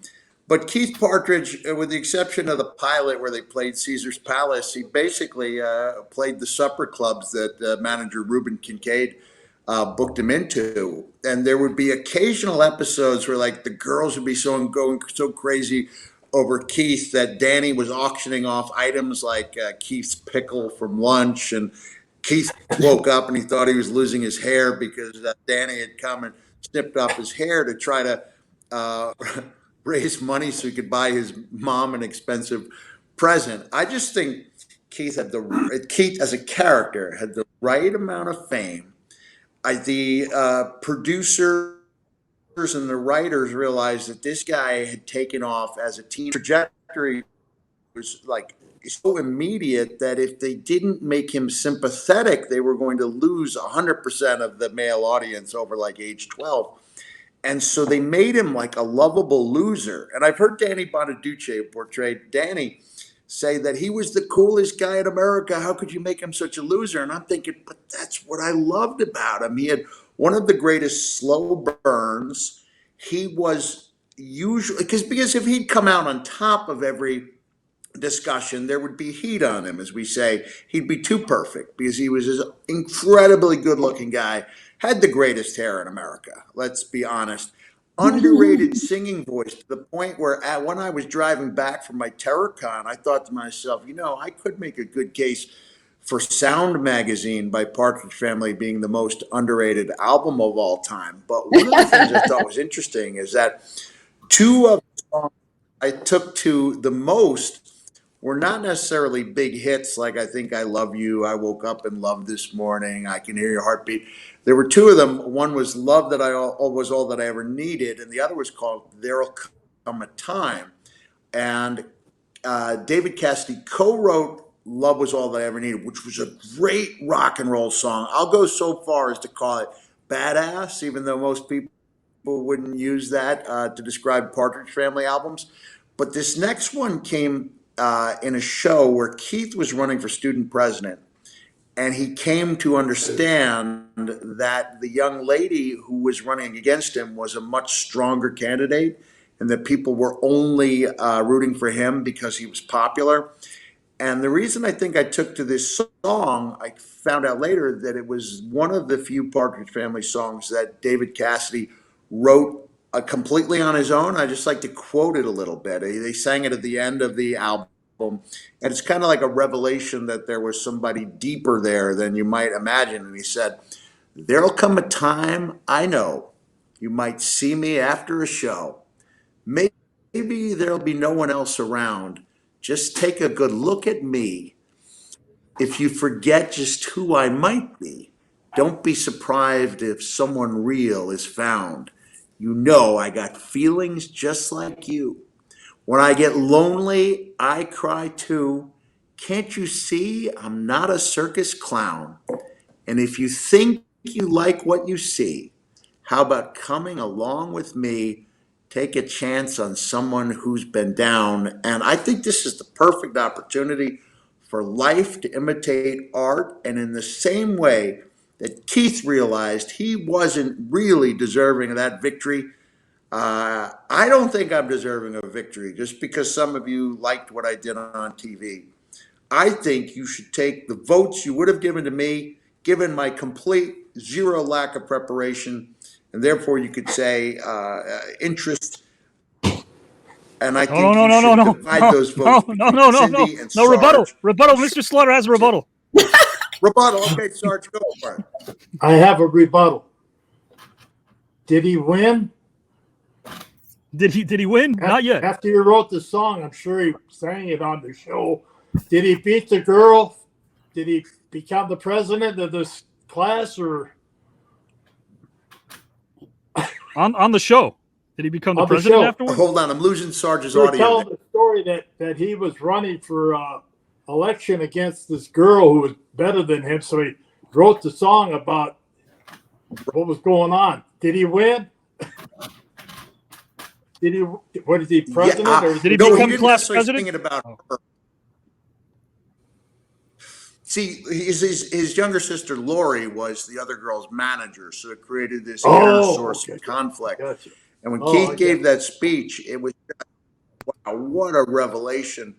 And it was pretty moving to me because he did play kind of like a likable but shallow young man who sang deceptively beautiful love songs, but only kept a girlfriend for a week. Oh, I see. And it didn't matter how much he'd been belittled or bamboozled by Danny Partridge. At the end of the show, he was like, Sarge, how many people have you seen in our business? They're having a tough time holding their own personal lives together. They've got issues at home, but yet when they go out there in the spotlight, man, they just hold that crowd in the palm of their hand. I made a fist instead of a palm of the hand. And that was the way Keith was. He was a great showman, great voice. How often does Dad listen to the Partridge Family? Several times a week. Several times a week, yeah. So obviously this guy, Keith Partridge, had quite what a feat feat. to life. I'm rebuttaling it again. What a politician. A second rebuttal. Holynomics in 2024. That's all I can say. Holynomics. My question to Mick before we kick it over to Miss Cindy Pickett, guys and gals, for the third topic and final topic is: what if we combined forces? What if Keith Partridge had Sergeant Slaughter as his bodyguard during that election in that episode, Mick Foley as his spokesperson, Ferris Bueller as his campaign manager, and Cindy Pickett there as well beside him? Would he have won then if all four forces united? Yeah. Totally. It was a shoo-in. Would have been a shoo-in. Definitely a shoo-in. A shoo-in for sure, guys. Mr. Sacco would have showed up at the end. Absolutely. To celebrate. You can't celebrate without him. Guys and gals, right now we're about to celebrate, but not quite yet because we got our third topic. Stop singing about love songs. Guys, we're rewriting history. Have you ever had Mr. Sacco in your mouth? I have.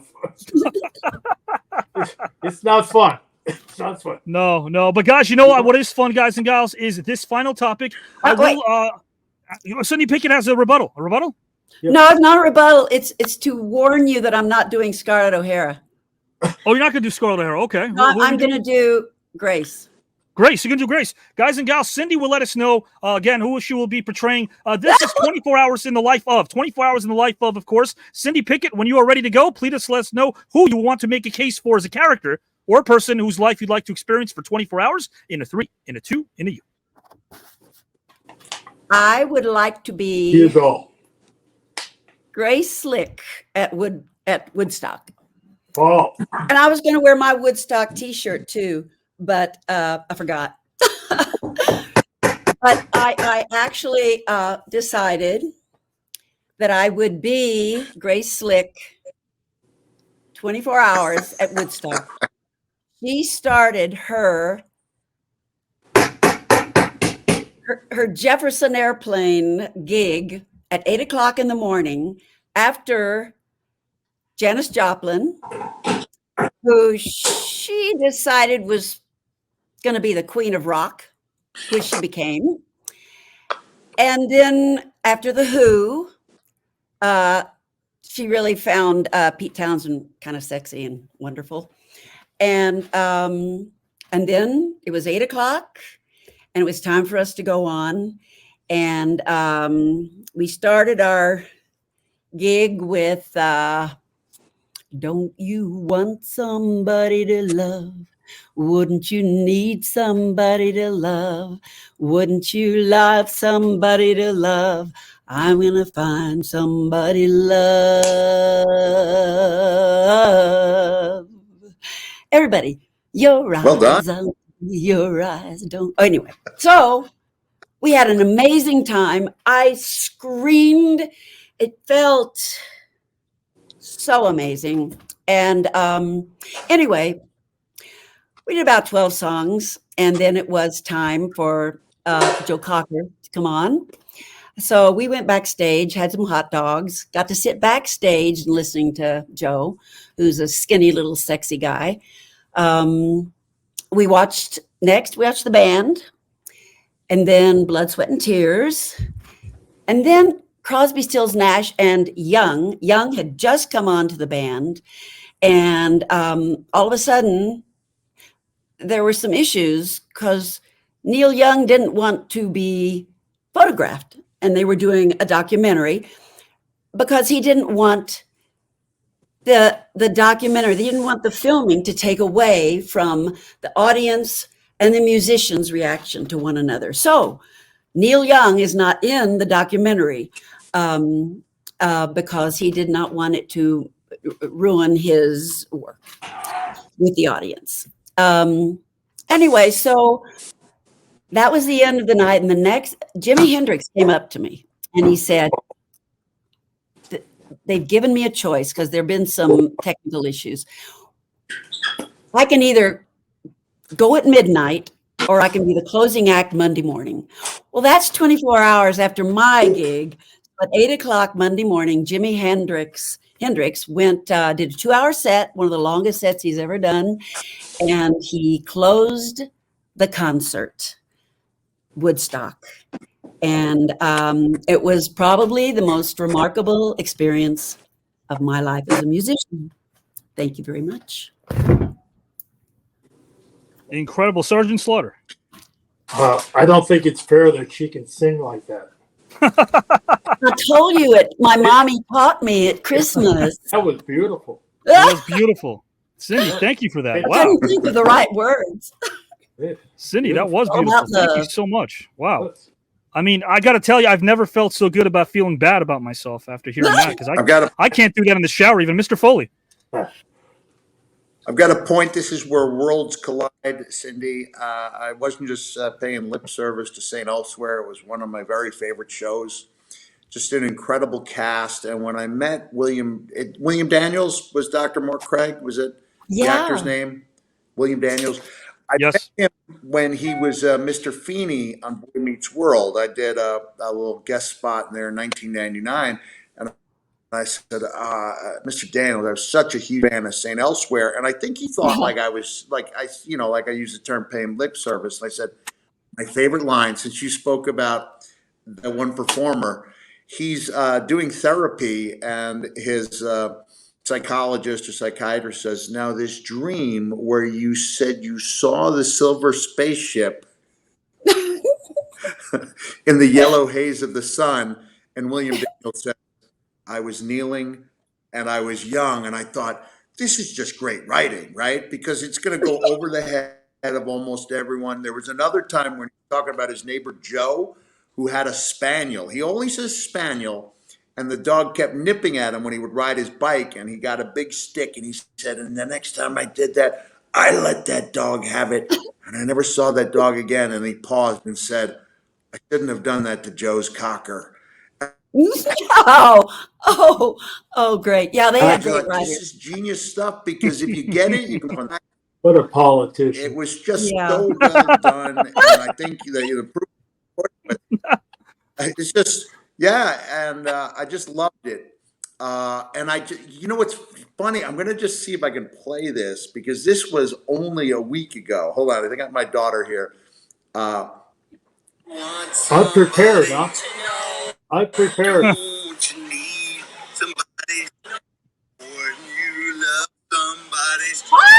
Oh, wow. Find somebody.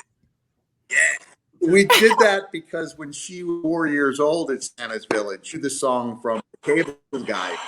But she thought, oh, sorry. She didn't think it said to love. So we have a video. This is going back to like 1997 when she's a little girl, 98 maybe. And I'm going, don't you want somebody to know? Don't you need somebody to know? So what we're doing is we're paying tribute. These little things that make a difference in your lives. You know what's funny, Cindy, is I will argue that the only thing that makes a show legendary is having something of it to pass on to others. So Yeah. I was part of this really cool event called the Rally to Restore Sanity and or Fear with Jon Stewart and Stephen Colbert. Wow. And it was this amazing, it was an amazing event, and they had to have had 100,000 people there. And I could say that as someone who's been in front of some big crowds. It was just a sea of people, and it was really a good event. It was about finding ways to get along with people despite our differences, and they had an all-star cast. It was really something special, and I was given a Medal of Reasonableness by Jon Stewart. It was a pretty big moment, but there was no crew there whatsoever. And I think they had that same feeling that it's about the moment.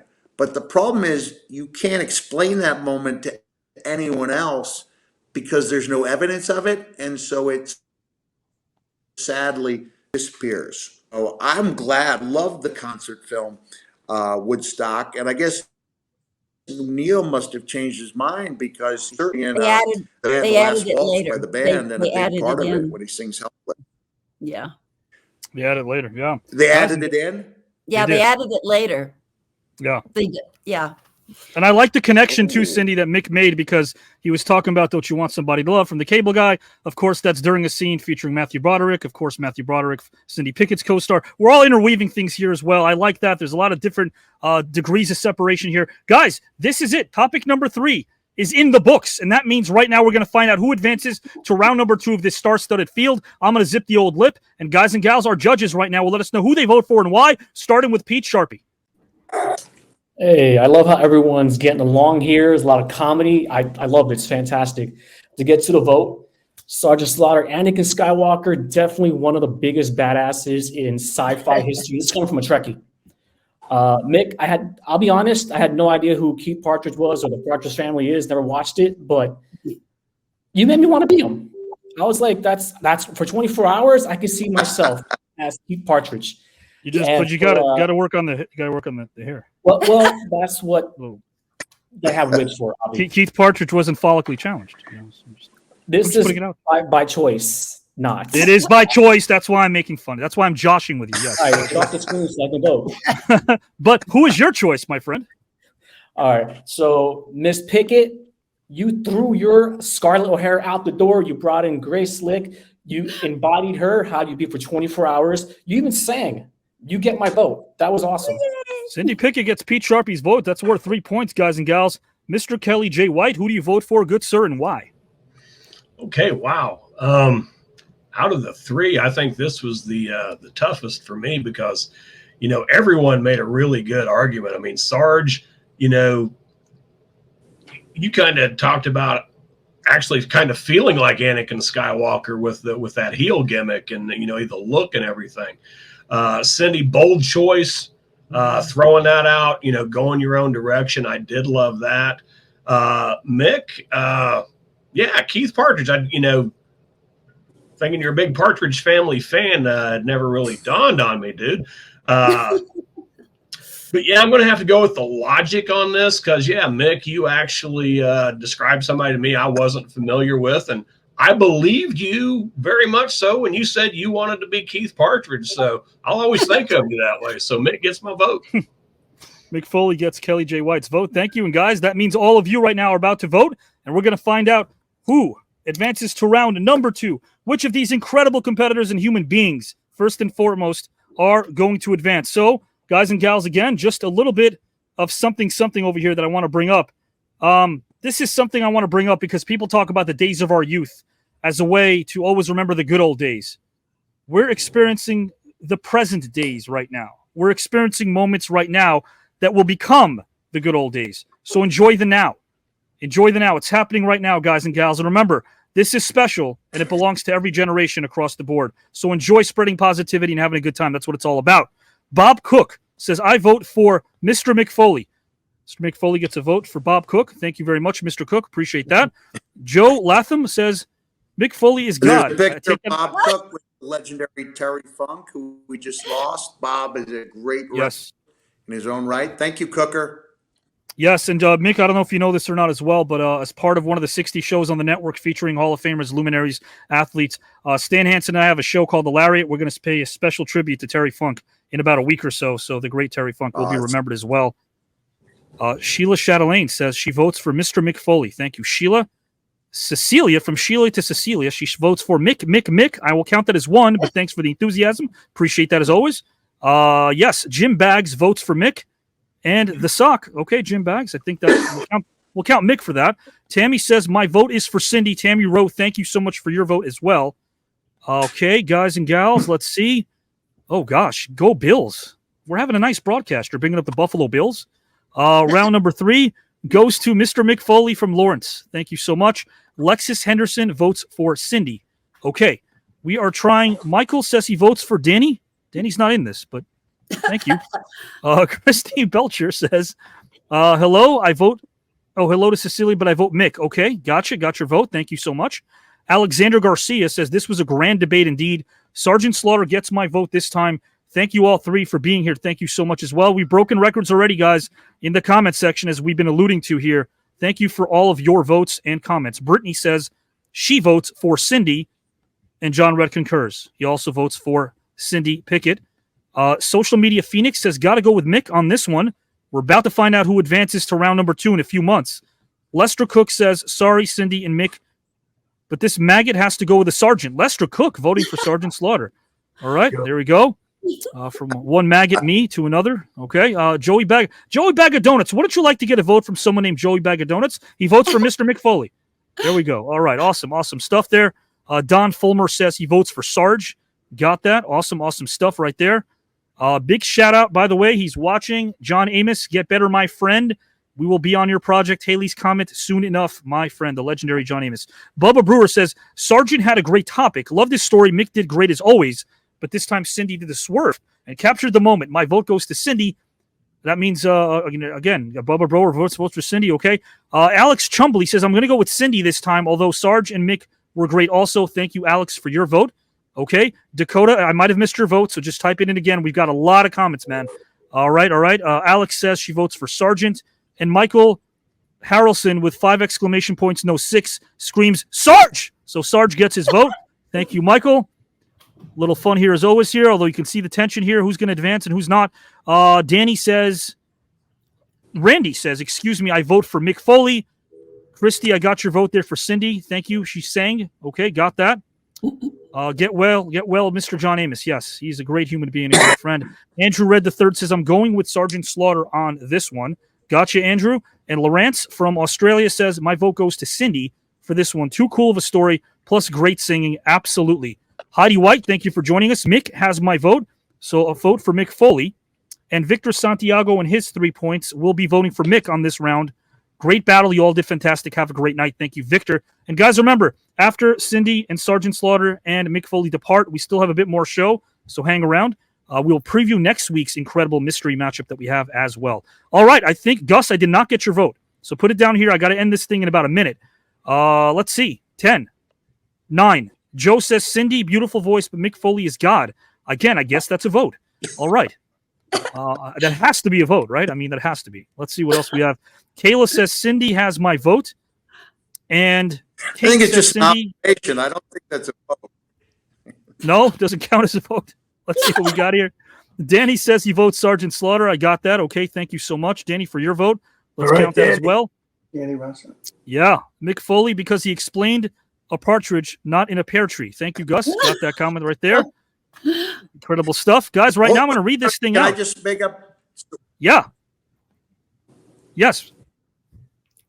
Absolutely, Okay, Mr. so Foley. I Absolutely. rewrote the 12 Days of Christmas. So it's wrestling 12 Days of Christmas. And we all know the first day is the most important because it gets repeated 11 more times. And what do you say in wrestling that sounds similar to a partridge in a pear tree? You ask, on the first day of Christmas, dude love showed to me, Stu Hart's kid with a bad knee. You like it, Sarge? That's Thumbs pretty up? good. Yeah, I like that. Stu Hart's kid with a bad knee? I like it. I like it. Kid Guys and gals, we got some rhymes Read over it. here. I like that. And what was that? What day of Christmas was that? What day That of was the Christmas first that? day. The 12th First day day. would be 12 stunners stunning, 11 pipers piping, 10 Yeah. lads a leaping, 9 noggin knockers, 8 80s Yeah. gimmicks, 7 body slamming, 6 619s, 5 wrestling rings, love 4 it. horsemen, 3 man band, 2 Yerple hugs, and Stu Hart's kid with a bad knee. And just to continue, and the New York Knicks, who make their audience wanna flee. So there you go, a little continuation, a little Knicks stuff too. Guys and gals, this is incredible stuff. Right now we've got votes. I'm gonna count this thing up right now over here. 10, 9, 8, 7, 6, 5, 4, 3, 2, 1. With a total of 53 points, Mick Foley will be the first to advance in this group to round number 2. And 26 to 25, Sergeant Slaughter with 26 points moves on by 1 point to the second round of the Celebrity Grand Debate Tournament, where 13 grand is on the line. And a